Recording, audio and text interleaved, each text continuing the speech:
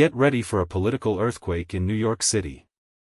A 34-year-old Muslim candidate of South Asian heritage, identifying as a democratic socialist, is on the brink of becoming the city's next mayor. This isn't just a local story, it's a potential game-changer for the nation, signaling a shift in the Democratic Party's direction after its devastating presidential loss last year. But here's where it gets controversial. Zohran Mamdani's rise has sparked intense debates about immigration, socialism, and the future of America's most diverse city.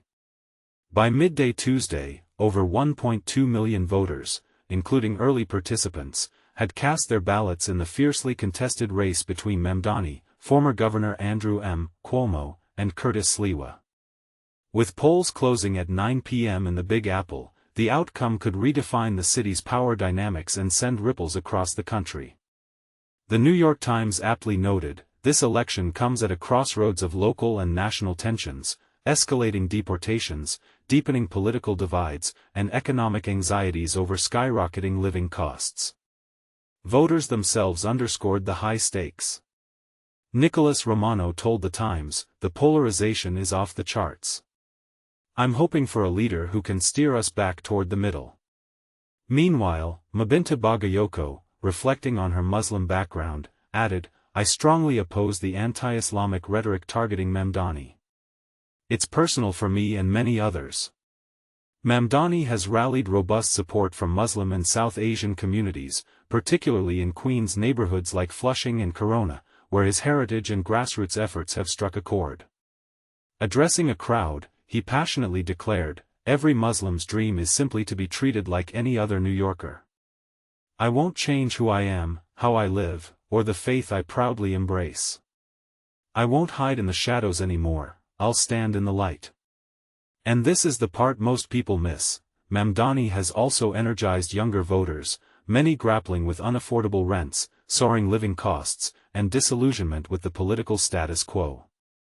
At a major rally, he vowed, "Millions of New Yorkers care deeply about global issues, and so do I. I won't abandon my beliefs or my fight for equality."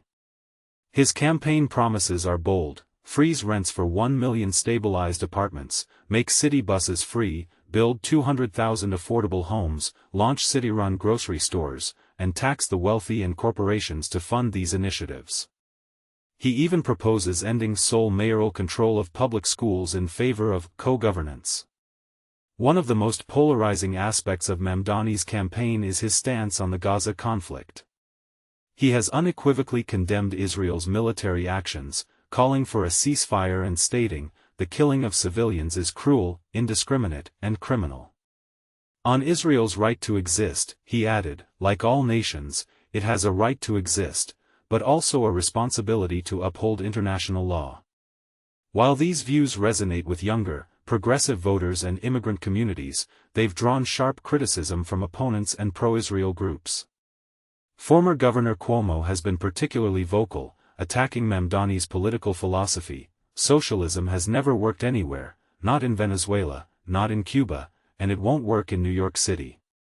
Even President Donald Trump weighed in, threatening to withhold federal funding if Mamdani wins. Mamdani's response? "We'll continue receiving federal funds, not because of Trump's generosity, but because it's the law." Midway through Election Day, even the conservative-leaning New York Post acknowledged Mamdani's lead, a striking reversal from its earlier article listing 20 reasons to reject him. This shift underscores the growing momentum of his campaign across diverse voter blocs.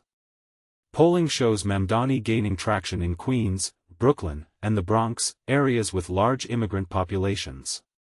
Turnout among voters under 35 is higher than in previous mayoral elections, though complaints about long lines and polling logistics have surfaced.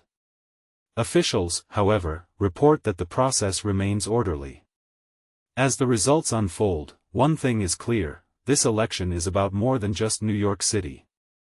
It's a referendum on identity, ideology, and the future of American politics. Do you think Mamdani's vision is the right path for NYC, or is it a risky experiment? Share your thoughts in the comments. Let's keep the conversation going.